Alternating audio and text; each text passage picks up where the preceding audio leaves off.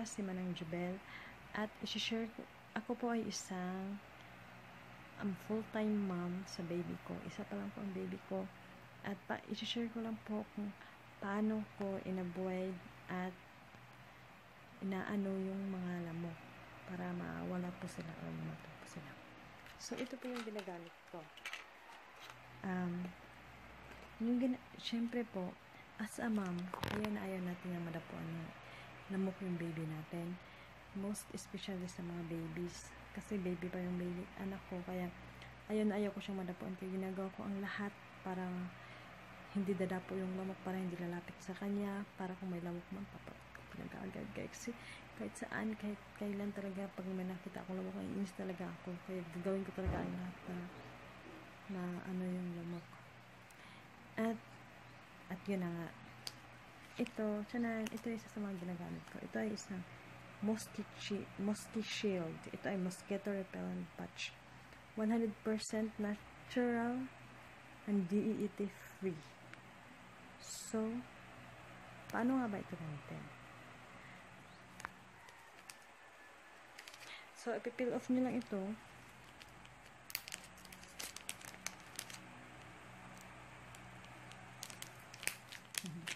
I-peel off nyo lang. Actually po, yan po yun. Ito mabibili sa mga Mercury drugstore or kahit sa mga drugstore. Pwede siyang bilhin.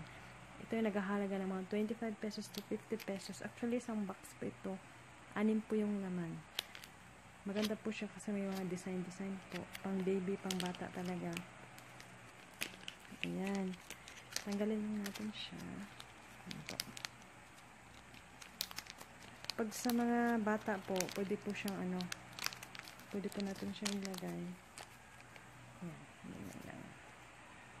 Pag sa mga baby po, kahit saan mo siya ilagay, kunyari yung baby mo is nasa crib or nasa basta medyo malayo lang sa kanya, wag lang masyadong malapit kasi maamoy kasi ito baka mamaya maamoy ng baby mo is baka allergy siya, kawawa naman or sensitive.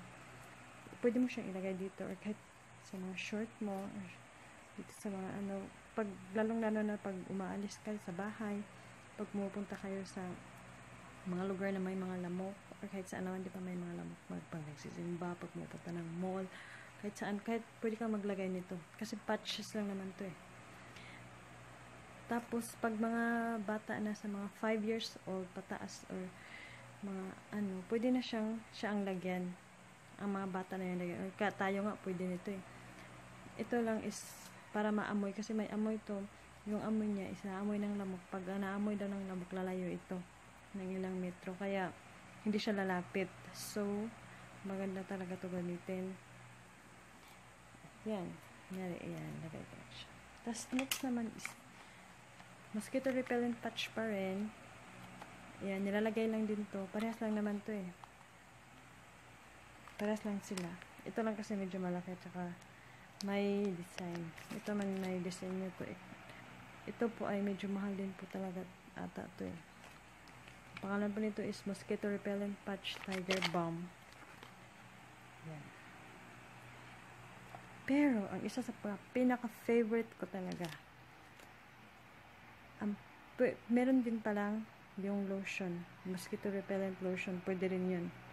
Pero hindi siya pwede sa baby. Kaya, ito ang ginagamit ko kasi baby pa yung anak ko. Kaya, ito muna ang ginagamit ko. Hindi pa ako naglo-lotion. So, okay. Tapos, pinaka-favorite ko talaga is ito. This is it.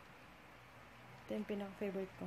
Para siyang kasi, mas mabilis. Iyan kasi, yung mga yun is, pang yun, pang avoid ng lamok. Ito naman, pang patay ng lamok pag andyan na talaga siya. Pwede mo siyang patayin. Diba? Dalawang klase ito, rechargeable tsaka battery. Yung ginagamit ko is with battery only. So, ang kailangan na battery ito is AA battery. So, meron siyang on tsaka off. Tsaka pwede mo siyang on. Tsaka ito yung pipindutin mo lang pag gusto mo nang patayin mo. Pag nag-red po siya, ayan. Actually po kasi ito, yung dito po is, yung ito po, pag naka-on po siya, at pinindot nyo, huwag nyo hawakan kasi kuryente to. Kaya namamatay yung lamok kasi nakukuryente. Nakakuryente to. Tsaka by the way po, pag nagdidikit po yung kasi ano to eh, parang 3 layer ata to. So, cover to cover, tapos may sa gitna pa. Pag nagdidikit to, laging nag-ano siya. Tumutunog siya. Kaya wag iwasan yung magdikit yung mga ano, kasi may wire kasi yan. Baka nakukuryente din sila pag dumikit talaga. Ito yung favorite ko kasi pag may lamok dyan, agad-agad ko talaga ginagan. Alam mo yung galit mo sa lamok, pwede mo gagan mo na yung lamok. Kasi kahit sino naman galit sa lamok. Kaya ito ang gusto ko talaga. Kaysa ako magpunta, dinadala-dala ko to, lalong-lalo na pag doon ako sa baba. Dinadala-dala ko para lalong-lalo na pag dala-dala ko yung baby ko. Dala-dala ko ito. Para ka lang nagbabadminton dito. Nagti-tennis, di ba? At yun lang po. Yun lang po yung ma-share ko para maiwasan yung lamok, para mapatay yung mga lamok sa madaling paraan. At pwede ring